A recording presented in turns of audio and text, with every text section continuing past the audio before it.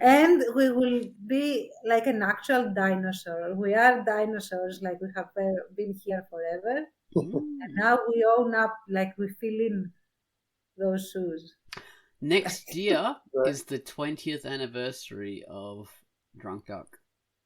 Oh, wow. Oh, we'll have to do something big about that.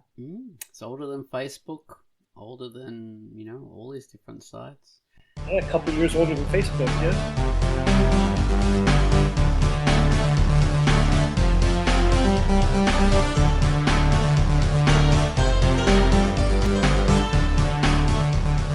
Hello and welcome to the QUACKCAST. This is QUACKCAST number 563. I'm Ozone Ocean, and with me is Baines and Tance. Hello. Hello. So, here we are on the Christmas cast. Merry Christmas. Happy Golden Days. Merry Christmas, Happy Holidays. Festivus for the rest of us. Happy Kwanzaa, Hanukkah, something. I don't know. Do Muslim people and Chinese people celebrate? I don't think they have celebrations. Yeah. No, they don't need them. They have other ones. The Chinese New Year is going to come up not that far into January or February, something like that. So that's close. I think it's January, pretty. So yeah, all sorts of celebrations happening, but Christmas is the main one. That's here right now because that's on the 25th, which is not very long ago from when we're recording this particular QUACKCAST, and this QUACKCAST will come out just after Christmas, which is interesting. Yes. Oh, right. This will come out after. Well, I hope y'all had a fine one. You'll be unwrapping this cast on the 28th, I think. Yeah, 28th. Ahead on this, maybe, in hindsight. What's that, Ben? Should have planned ahead on this one in hindsight. What do you mean? So they get the Christmas cast before Christmas. Now everyone's like, who cares about Christmas, man? Well, yeah, this will be the interstitial QUACKCAST. This will be the QUACKCAST in the middle. But we did say Merry Christmas on last week's one. Oh, we did, that's right. We can say Merry Christmas as many times as we like. True enough. I think you have until January, probably. We could be going for the Orthodox Christmas. Not the Orthodox. Sorry, Chance. We could be going for the East Russian, Serbian Russian kind Orthodox. of. Yeah. The Slavic Christmas. The Slavic. Well, basically everyone who is not Greek Orthodox waits 13 days more. Oh, really? Mm-hmm. So it's just you holdouts, the people who actually originally created Orthodox Christianity. I don't know if we can claim that because technically we just disseminated it. Oh, really? Well, we shouldn't get into a theological argument. Theological cast, the meaning of Christmas. We could talk about meaning of Christmas, but talking about, these you invented, or they're the original, yeah, that's when you get into trouble, because then you get sectarianism and, yeah. No, what I meant, the only thing I meant was that the dissemination was done through the Gospels, and 3 out of 4 were written in Greek. The original language they were written in was Greek.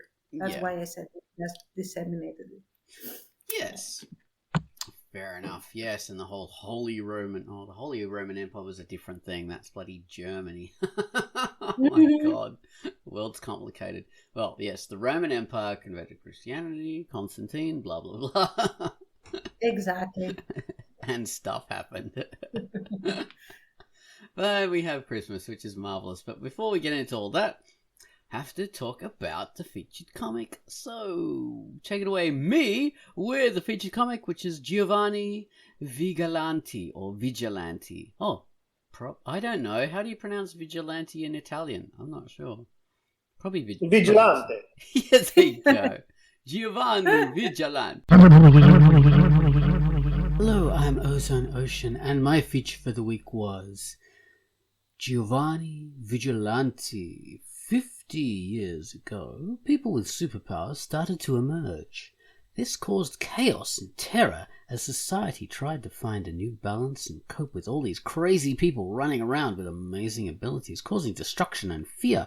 Even vigilantes on the side of justice were a problem. Eventually, things sorted themselves out, and the state took control, cracking down hard on these chaotic elements in society. Most people seem quite content with things as they are, and officially sanctioned vigilantes support the status quo. However, not everyone is quite so sanguine.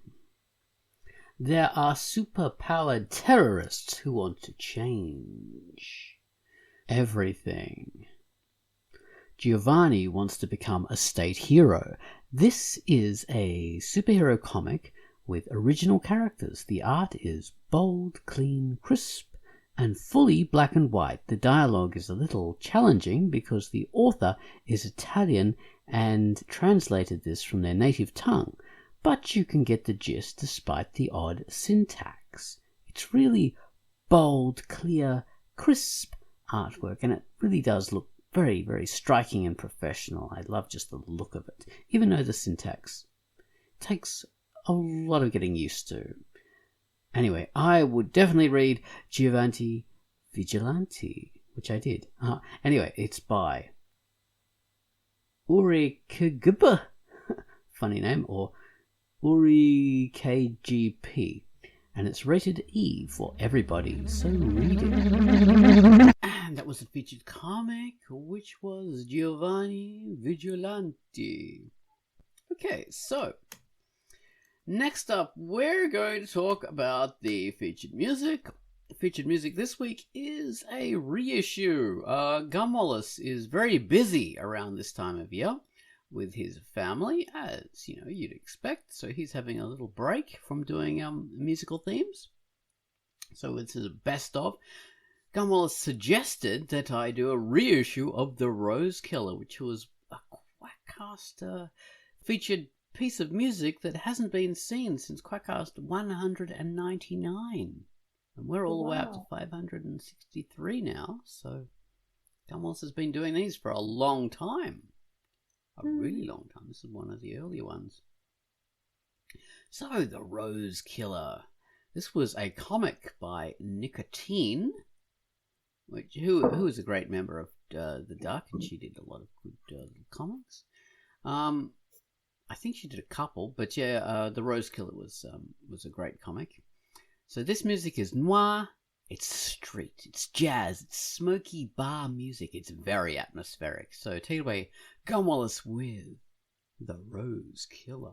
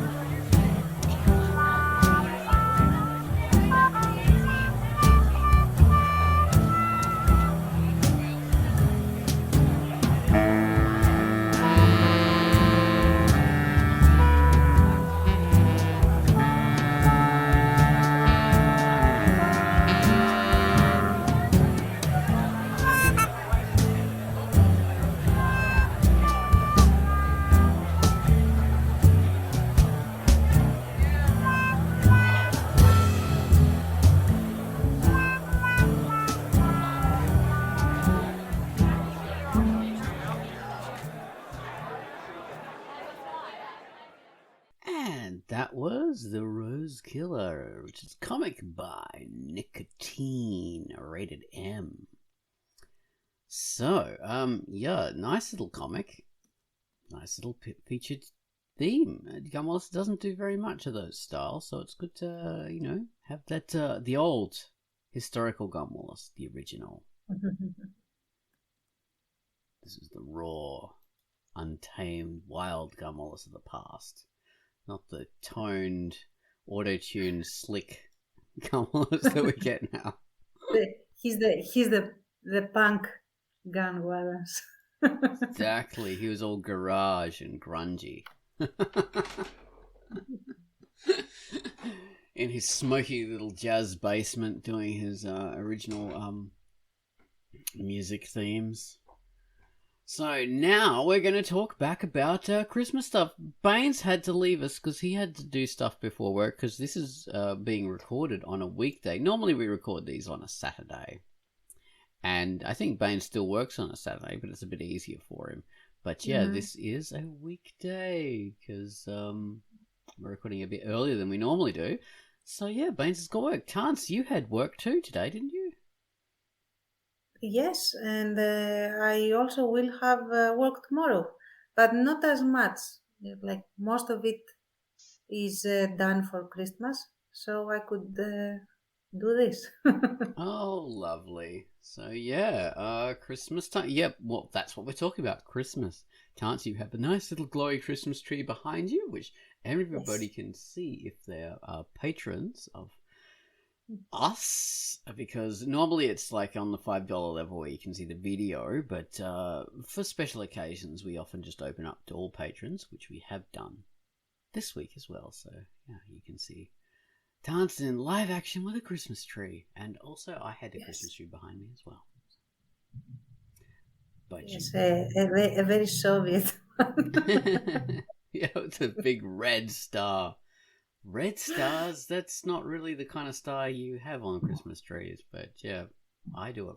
Well, it depends, I guess. I mean, we were at the supermarket today, and it's a fairly big one, and it has a section for seasonal stuff, and it's full of Christmas decorations and ornaments and stuff like that.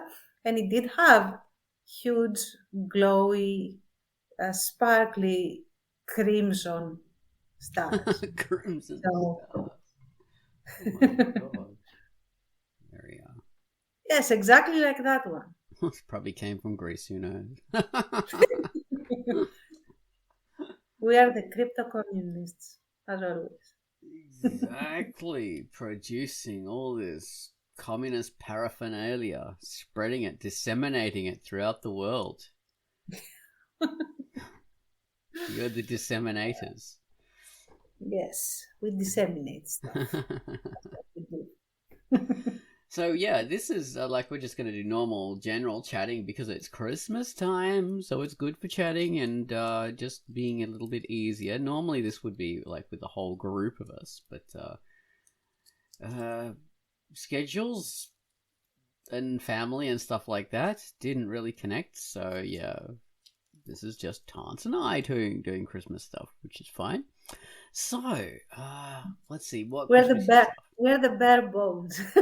Oh, but we're also the best. So we are the elites.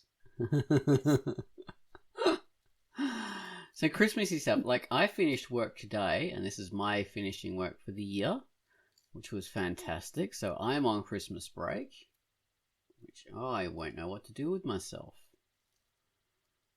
I just don't know what to do with myself. You can make more pinky, you know. Oh, I've been trying. That's what I wanted to do this afternoon. I put on Scrubs, which is my favorite show at the moment, because I just, found that, and I'm just going through it, and it's got 7 million seasons and episodes, and I was trying to do some pinky, and I just kept falling asleep, and I thought, what's wrong with me? I actually had a good sleep last night. I had enough sleep. I went to bed at, a reasonable hour, and yet I'm falling asleep, and so I just had a nap instead. I just thought bugger this. I've got a QUACKCAST tonight. I don't want to feel like crap because, these are recorded quite late for me. So I thought, I'll just have a nap. Bugger it. I can't draw. Like, there's nothing worse than sitting there trying to force yourself to stay awake. You can't draw, and you can't really get into anything because you're so tired, and then you're just forcing yourself to stay awake. So what's the point? Absolutely. No, that was the right call. Exactly. Rest, get refreshed, and then get back into it. Yes. And here I am. So how about you? How has your wind up to the end of the year happened? Or wind down? Well, actually, I don't know. Actually, I cannot remember if it has happened before, but it has wrapped up very nicely with the wrapping up of chapter 7 of Without Moonlight. Like, I managed to finish the chapter. And like the last page is still only for my patrons, but it's done. And now I will begin the new year by beginning chapter 8, which is also the last chapter of this section of Without Moonlight. And I've seen this page because I'm a patron, so yes, you have. I can give people all the spoilers. Yes, you could, but then I would cut you. Okay, alright. Spoiler, Fortis dies. Sorry. Oh my God, how could you tell them that? It's your pattern. They knew it was going to happen, Tans. I'm sorry. You think I have a pattern? You think I like killing my characters? I hate it. I really want to, like, and actually there was one death that I had. Okay, out of the 3 major deaths that exist in the cast right now, 2 were planned from the beginning, but the one that you are referencing was not planned. That was not planned. And it just happened because the characters are who they are, and there was no way I could save him. It was a death of opportunity. Yeah. I'm coining that phrase. I still hate it because I had so many plans for him. Well, he'll come back in the Marvel Elsewhere stories or whatever those things are called. Yes, absolutely. He will be like we will have a parallel universe where he doesn't die, and maybe Martha died instead. Oh my God! Yeah, actually, that had been the plan originally. Oh, the alternative script. Actually, that reminds me. Talking about alternative scripts. Okay, this is just a slight tangent. Yeah. Last week we talked about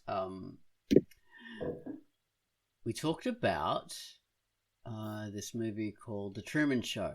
So that was Baines' example of a movie where the theme was great, but the practical, literal story didn't really match up with it did match up, obviously, but it really wasn't as strong. So yeah, how probable is it that everybody watches a damn show? Like, everybody is addicted to a reality TV show about a person, and they've done it for his whole lifetime, like 26 years. And how realistic is it's that he's in a small town that's totally artificial, that's everybody maintains the secrecy, and they've done it for 26 years, and the guy believes it the whole time. And so, yeah, and we talked about that aspect. And apparently there was the original script for The Truman Show was dark, and it wasn't comedic at all, and was set in New York City. And one of the reasons Peter Weir rewrote, the director, because he didn't write it originally, it was this other guy wrote it. When Peter Weir rewrote it, he thought, if it's set in New York, this isn't realistic, because the audience isn't going to believe like an entire city is all fake and artificial around this guy. And so it was interesting that he actually had the same concerns that we had. And setting it there was actually trying to funnel it down to make it more believable. So that's interesting. But anyway, yeah, that could be an elsewhere. I would actually be interested to see the original. That would have been a cool thing. So the alternative script, like the whole alternative of Without Moonlight with Martha dying, that would be cool to see, how that would happen. Yeah, the alternative, like when I had first planned out the story, the idea was for Basil and Fotis to make it to the end, more or less, of this first section of history. But the way, I mean, I don't know how this happens sometimes, but there are some nuances in the characters that when you are actually, okay, you have planned the story, it makes sense on paper, quote unquote, and the characters feel true to themselves. But then when you are in the scene and you write the characters, they have this little nuance or this little background or this little something that is like a little pebble that completely derails the train. But if you don't do it that way, it will feel wrong and artificial. Okay. I get what you mean. That's what happened, because the one thing I told myself is, what would it take for Arthur to miss? To actually miss when he is in that frame of mind and that particular state? And the answer is that he would never miss. Like never. Right. Because he had ample time to take aim. He was extremely calm. He was enraged, but that cold rage, that, you're very on point, laser focused. And Basil had no idea that he was there. So there was no way for him to make any contingency. By the time he realized that something was up, that he had no idea what it was too late. So how do you save someone like that? Yeah, so that was the reason why you went the way you did. Well, and that's how the story took its particular turn. Yeah. I'm thinking it's a segue back into Christmassy stuff. Okay, so there's all different kinds of Father Christmas, Santa Claus, all different things. Right? He's got all different personas and names. But in Greece, he is St. Basil, right? Yeah. And you killed him in your comic, you bastard. Well, he didn't have a very good life anyway. So. Oh, what, the real St. Basil? Yeah. Oh, what did he do? Did he get martyred like saints tend to do? What was that? Did he get martyred? Saints tend to get martyred. Let me check, because I don't quite remember right now. Because we have like a couple of Basils, not just one. This one is Basil the Great. He is the one that became our Father Christmas, our Saint Basil, Santa Claus, whatever. So he basically he also was an archbishop, so he was a ranked priest. I have it here in front of me, so I'm not that learned. I don't remember it by heart. And he got exiled a lot. Because a lot. Yes. He got exiled. Bad boy. Yeah, but he also was pretty supportive of the community, and he made sure that they were protected from various attackers and stuff like that. And he kept the peace. And there is this little anecdote of what he did that actually made him be the patron saint of New Year's, not Christmas. Yeah. He doesn't come in Greece. We don't exchange gifts on Christmas. We do it on New Year's. So, Christmas is completely dedicated to Christ, and then you have everything else on New Year's. So the little story. Oh, Yeah, go on. sorry. I was just going to say, No.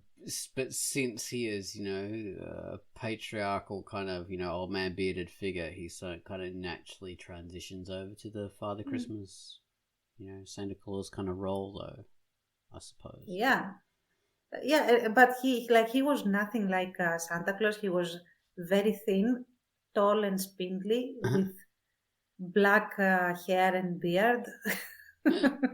like and he had this very austere look of no nonsense. It's like he was more likely to flip you off than go ho ho ho.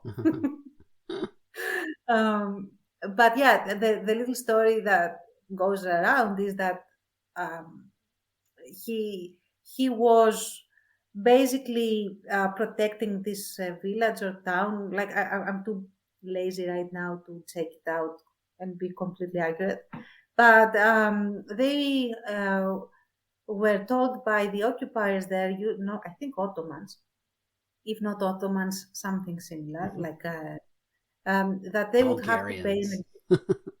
something like that. In Caesarea, I would say, like which is like in Asia Minor, I would say probably Ottomans. That's my bet. And they had to pay this exorbitant tax, or there would be basically punishment by blood. So what he did was that he solicited the help of everyone by getting everyone to donate whatever gold they had in the house. But before he gave it, he made an appeal to the tax collector and the official, whoever it was. And the way that he was very good with his words. And the way he presented the situation was that if you do this, you will have such bad PR that it will be more expensive if you take our stuff than if you leave it. So the tax collector left without taking the gold. But the problem was that everything was basically amassed into this big pile, and it would be chaos of for people to claim their own stuff. It could be that others claimed other stuff, and it would be mayhem. So what he did was that he said, okay, we will let God redistribute everything. And he did that by baking pies, and in the pie he hid amounts of the gold, and whoever, like whatever they got, and he distributed it as equally as possible to everyone. So whatever you got in the cake was yours. And this is a tradition that carries to today. And we have St. Basil's pie, and it has we bake a pie. If you are from up north, like we are, one savory, one sweet. Otherwise, just a sweet one. And it has a coin in it. And whoever gets the coin in their slice will have good fortune for the entire year. It's interesting. In the English tradition as well, there's the Christmas pudding, which is like just a Christmas cake sort of thing, but it's usually got a lot of brandy in it, and it's sort of rounded dome kind of shape. But yeah, the tradition there is to have a gold coin in it, and whoever gets the gold coin gets good fortune. So, and I don't know the origin of that, but that's an old medieval kind of tradition, I think. So yeah, it's interesting that there are parallels in that kind of stuff. Yeah, syncretic stuff happening all around. Yes, well, that's the thing. Yeah. Like Christmas is that kind of tradition, because it really annoys me when people say, "Oh, this is where Santa Claus comes from. He's this guy," or they say, this is where Christmas comes from. It's this tradition, which is, really bullshit. Christmas is made up of all these different winter solstice traditions all together, and so many of them. It's not like, oh, Christianity nicked this from here. You've got Christianity came into a lot of different cultures, it spread across Europe, and they already had all like winter traditions that, went back a long, long way, and Christmas Christianity localized into these places, and these people, joined it together with their traditional traditions. Yeah, and that's and how the thing Christmas is, happened. yeah, and people often forget that, especially with Western customs and stuff, Christmas celebrations are a relatively recent thing in the sense that there were many historical periods, where Christmas wasn't celebrated, at least not in the way that we celebrate it. Either because it was considered too pagan to do, especially with like the more Puritan streaks of Christianity, or because it wasn't considered what should be commemorated. Like the birth wasn't as important as, for example, Easter, like the resurrection and stuff. And also, there are a lot of things that were developed, for example, after Dickens and A Christmas Carol. And there are a lot of things that came from trade routes and stuff. Like, for example, in Greece, the Christmas tree is super recent. Yeah. What we decorated in reality, like the actual traditional Greek thing to decorate, is a ship. Oh, lovely. Wonderful. Yeah, because you're a country with little islands and things like this, and fishing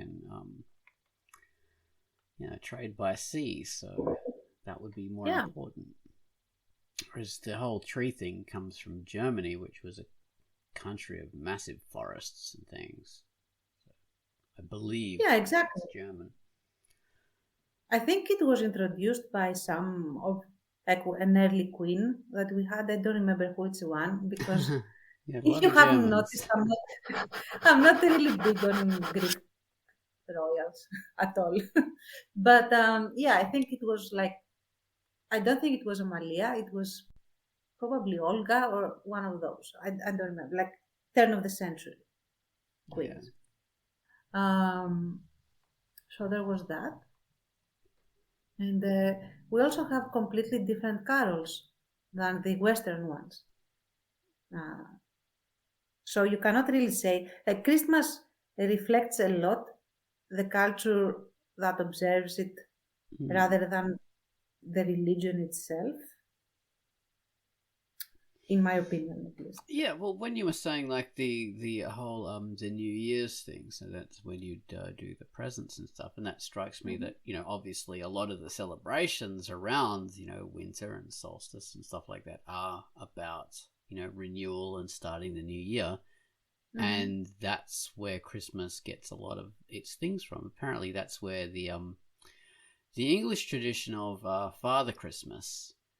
He started out, as far as I've done a lot of reading on that, he started out as the old Father Time sort of character who represents the old year who dies, and then the new baby is born, who is the new year, which, of course, you think, oh, maybe that's how they blended into the whole Christ kind of thing. Well, now that you mention it, we have that. We have Father Time. Oh, really? Mm-hmm. There is like a lot of imagery of, the old man receiving the baby. Sort of. And there you go. Yeah.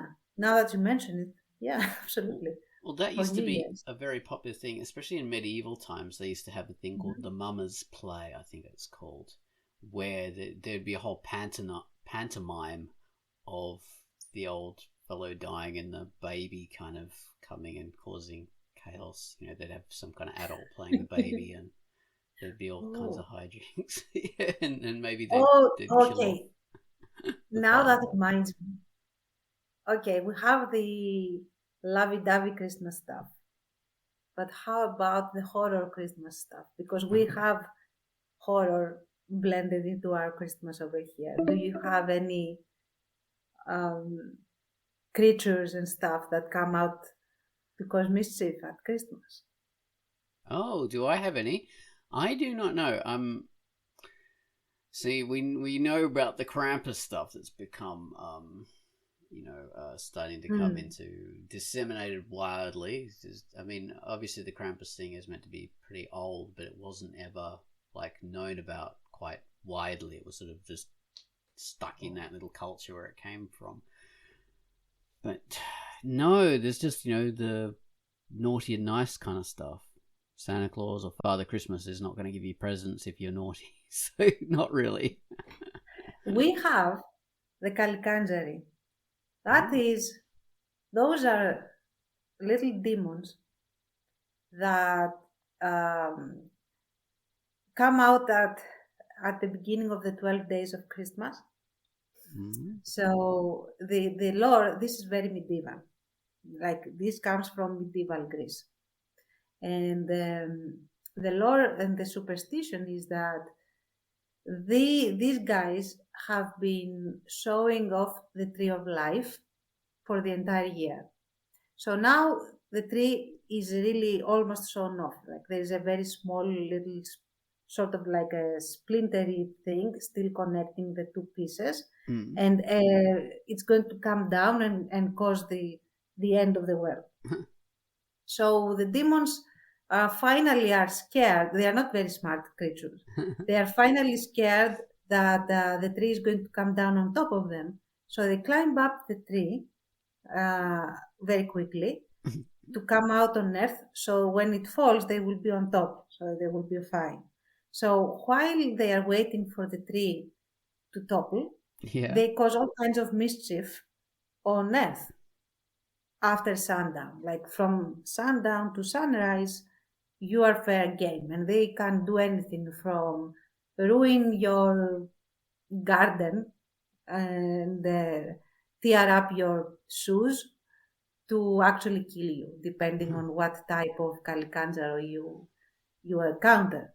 But because they are very stupid, they are very easy to counter because, for example, you can fool them into trying to count stuff, and they cannot count past number 2 because number 3 stands for the Holy Trinity, and they hate that. So they usually put like an overturned colander with many holes, and they have to count the holes, but they have to start over after, until the morning. So they are occupied with that and stuff like that.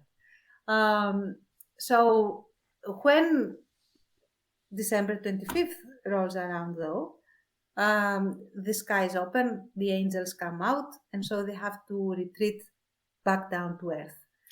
But by then, unfortunately, the tree of life has been restored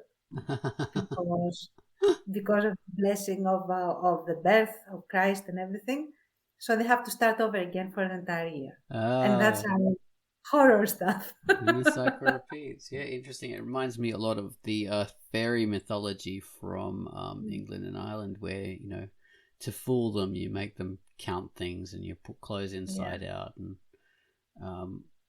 all this kind of stuff. And that fools the little bastards, and then you can get away with It's interesting. There's all these synchronicities. Yeah, and oddly enough, we don't really have super monstrous stuff. They are all very humanoid, all the demonic or fairy creatures that we have in our medieval lore. But they are all very vicious. Like if you don't do something, they will mess you up. They will kill you. They will cause there is no forgiving if you are not careful. So that's interesting, I think. Yeah, and they're quite different from the old mythological creatures, aren't they? There's really no connection to the classical kind of ones. I wouldn't say that either. I mean, there are a couple of monsters that are straight up from the ancient times, and you can see how it developed from the ancient times to the medieval times, and it's the same creature, but it has just developed along with the people that believed in it. And one of those is the Lamya, and the Lamya is basically a vampire. A woman vampire, and she, like the original, she comes from ancient Greece, and I think she was like a queen that pissed off, I think, Hera or one of those, and she had her children killed in front of her, so she went mad and she kills kids in the ancient times. But in the medieval times, she has graduated from just having kids to being basically a succubus. She turns into a beautiful woman, although she's like hideous in reality, and she seduces young men and kids. Goodness me. The young men she seduces with sex. The kids she seduces with like a sweets, like a Hansel and Gretel style. More or less. So yeah, she's still around, like vampires do, I guess. Oh goodness me! And now she's probably morphed into an OnlyFans girl or something. I don't know, along with Probably, the culture. Yes. Moving with the times. Oh, that's good. It reminds me of Neil Gaiman's gods thing. I can't remember what it's called, but yeah.